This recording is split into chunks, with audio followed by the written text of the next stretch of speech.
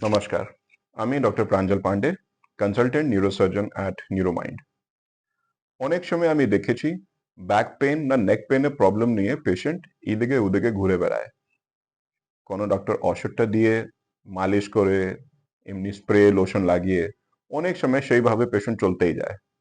আর যখন পেশেন্ট আমার পাশে আসে তখন পেশেন্ট সিভিয়ার পেনতে থাকে। অনেক সময় পেশেন্ট হাঁটা চলাও করতে পারে না, দাঁড়াতেও পারে না।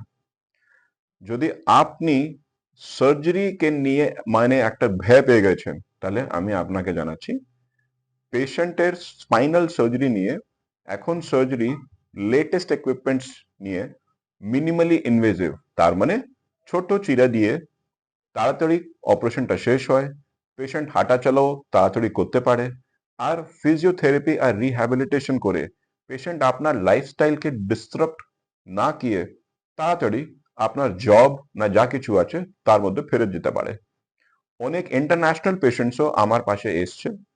পেশেন্টসে আমি অপারেশন করে তাড়াতাড়ি সবকিছু ঠিক করে পেশেন্টকে মোটামুটি 1 সপ্তাহ না ম্যাক্সিমাম 10 ডেজে আমি আবার ফেরত ওর দেশে পাঠিয়ে দিই। তাহলে যদি আপনার কোনো বন্ধু বান্ধব যদি এইভাবে স্পাইন সার্জারি নিয়ে না স্পাইনাল সার্জারিকে নিয়ে কোনো ভয় যদি পেয়ে গেছে, আপনি চিন্তা একদম করবেন না। একবার আমার সাথে পরামর্শ করুন আর আমি আপনাকে একটা ভালো সলিউশন নিশ্চয়ই নিশ্চয়ই দেবো। Thank you.